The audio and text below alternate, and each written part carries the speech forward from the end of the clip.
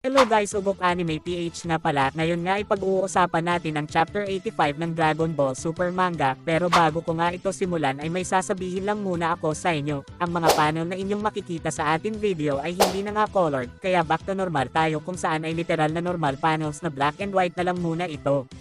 Pero halos magkatulad pa nga rin ito sa dati.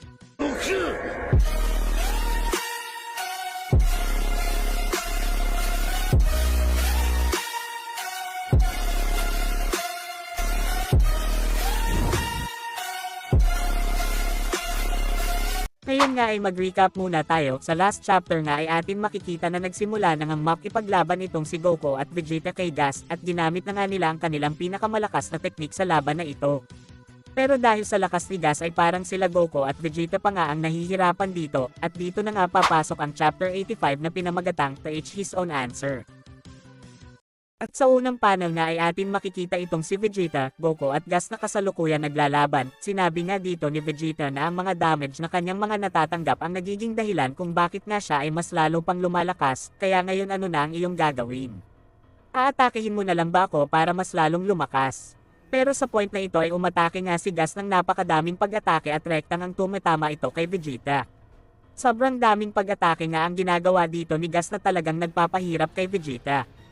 Dito nga ay inatake ni Gas si Vegeta ng isang malakas na ni-attack at sinabi nga dito ni Gas na simple lang naman daw ang gagawin niya kung hindi ang patayin ka na lang para matapos na ito. At nang balak na nga ni Gas na gumamit ng isang wave blast para tapusin na itong si Vegeta, ay bigla nga siyang tinamaan ng isang malakas na suntok na nagmula kay Vegeta na talagang kinagulat nila Goku at Gas. Dahil dito ay nagalit nga itong si Gas at umatake na nga ulit ito ng sobrang daming pag-atake na rektang tumatama kay Vegeta. Ipinakita nga rin dito ni Gas ang isang weird na teknik niya na ginamit niya dati kay Elect, yun kaya nga niyang i-teleport ang isang mortal sa ibang lokasyon. At ito nga ang ginamit ni Gas kay Vegeta na talagang kinagulat ni Goku. Sinabi dito ni Goku na kaya daw palang i-teleport ni Gas ang isang mortal sa ibang lokasyon. Sa moment na ito ay balak na ngang tumulong ni Goku kay Vegeta pero pinigilan nga siya nito at sinabi nito na wag nga daw. Ito nga daw ang gusto niya at lalo pa nga daw nag-evolve ang kanyang Ultra Ego Technique. Sinabi pa nga nito kay Goku na yon, Ultra Instinct mo ba? Parang wala pa din yun pinagkaiba sa dati. Sa sinabi nga ni Vegeta ay napaisip nga dito si Goku. Salita nga ulit si Vegeta at sinabi nito na mag-iisip nga daw muna itong si Goku, after nun ay tatapusin ko na itong si Gas. At mabilis nga ditong umatake si Vegeta kay Gas at rekta nga itong tinamaan, sinundan pa nga ni Vegeta ang mga atake niya na rektang tumatama kay Gas.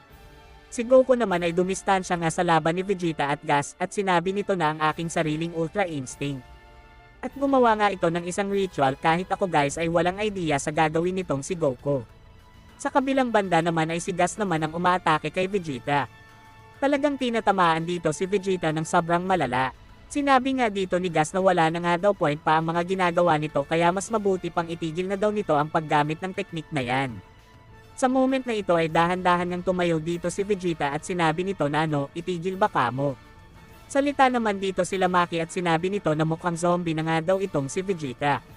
Salita naman dito si Oil at sinabi nito na tapusin mo na yan Gas. Dito nga ay umatake nga ulit si Gas kay Vegeta ng grabing mga pag-atake na talagang rektang tumatama sa kanya.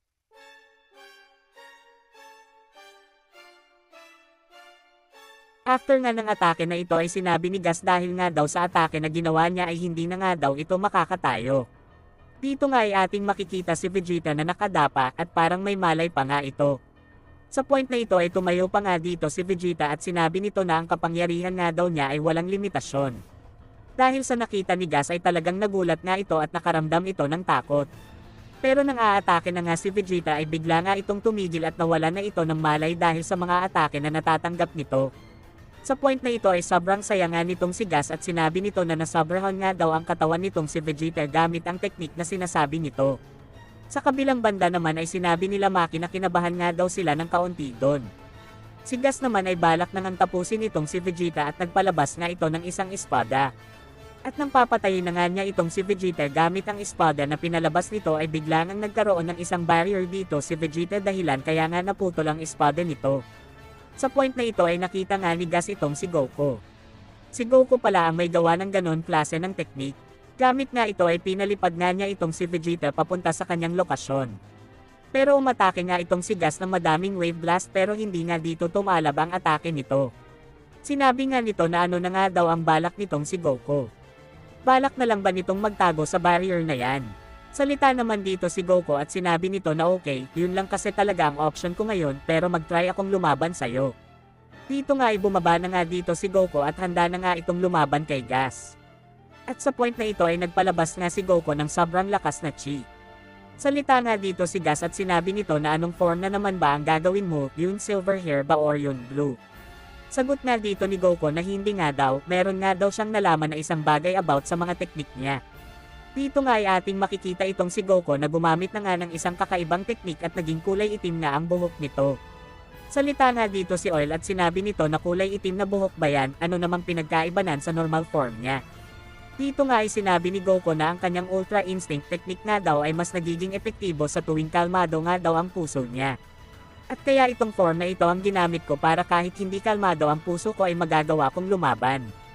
Maniwala ka, ako ngayon ay kasalukuyan hindi kalmado. Sa mga sinasabi nga dito ni Goku ay nagulat nga dito si Gas at naaalala nga nito ang mukha ni Bardock kay Goku na lubos na kinagalit niya. Sinabi nga dito ni Gas na wag nga daw siyang tignan ni Goku ng ganyan. At dito nga ay mabilis na umatake itong si Gas kay Goku pero si Goku nga ay agad nang nag-counter sa atake ni Gas dahilan kaya nga ito ay tinamaan din sa mukha. At nag-create nga ito ng sobrang lakas na pagsabog. Sa point na ito ay talagang nangingibabaw dito si Goku dahilan kaya nga tumalsik dito si Gas ng malayo. After ng atake na yon ay nakaramdam nga sila Maki ng sobrang lakas na hangin. Habang wala sa focus dito si Gas dahilan ng malakas na atake ni Goku ay mabilis nga ditong sumugod si Goku at umatake nga ito ng sobrang dami kay Gas. Ngunit nagawa nga dito ni Gas na makaiwas pero ilang segundo nga lang nag-teleport na nga itong si Goku sa likod ni Gas at tinamaan na nga ito ng isang malakas na atake at habang nasa ere dito si Gas ay sinundan pa nga ni Goku ang atake niya ng isang Kamehameha na rektang tumama kay Gas. After nga nito ay nagsalita dito si Gas at sinabi nito na bakit nga daw ito nangyayari. Salita nga dito si Goku at sinabi nito na ngayon nga ay mukhang mas malakas na ako sa'yo pero hindi ko naman ito magagamit ng ganun katagal kaya mas mabuti pa na tapusin ko na ito. At mabilis ngang sumugod dito si Goku kay Gas at sunod-sunod na pag-atake nga ang ginagawa nito na rektang tumama kay Gas. Sa point na ito ay tinamaan nga itong si Goku ng isang malakas na sipa pero gumamit nga dito si Goku ng Mouth Blast na rektang tumama dito kay Gas dahil dito ay mukhang hindi na nga kayang lumaban pa ni Gas. Ngunit nagpalabas pa nga ito ng sobrang daming weapon at sinabi nito na ni-sacrifice nga daw niya ang sariling niyang pride para lang maging malakas kaya ang isang tulad mo ay hindi mo ako magagawang matalo. Dito nga ay mabilis na pinang-atake ni Gas ang mga weapon nito kay Goku ngunit nagawa nga ng ating bida na maiwasan lahat ng mga atake na ito. At kumuha nga dito si Goku ng isang weapon at ito nga ang ginamit niyang pang-atake dito kay Gas pero nagawa naman itong masalag ni Gas at sinabi nito na hindi nga daw gagana sa kanya ang ganyang lalo na't sa akin ang mga weapon na yan. Pero ilang segundo lang ay tinamaan nga dito si Gas ng isang malakas na atake ni Goku. At tumalsik na nga ito ng malayo. Sa point na ito ay agad niyang pinuntahan nila Maki si Gas at sinabi dito ni Maki na matatalo na ba tayo. Si Elec naman ay nagalit kay Gas at sinabi nito na ano nga daw ang ginagawa nitong si Gas. At kinapitan nga nito ang leeg ni Gas at sinabi nito na ano nga daw ang dahilan nila bakit daw nila ginawang pinakamalakas sa lahat itong si Gas. Sagot naman dito si Gas at sinabi nito na para nga daw i-elevate ang kanilang grupo na hitters. Sagot nga dito ni Elec na tama nga daw at ano pa nga daw ang kailangan nilang ma-achieve bukod sa maging pinakamalakas itong si Gas. Sagot dito ni Gas na kailangan nga daw niyang matalo ang mga Saiyan na yan.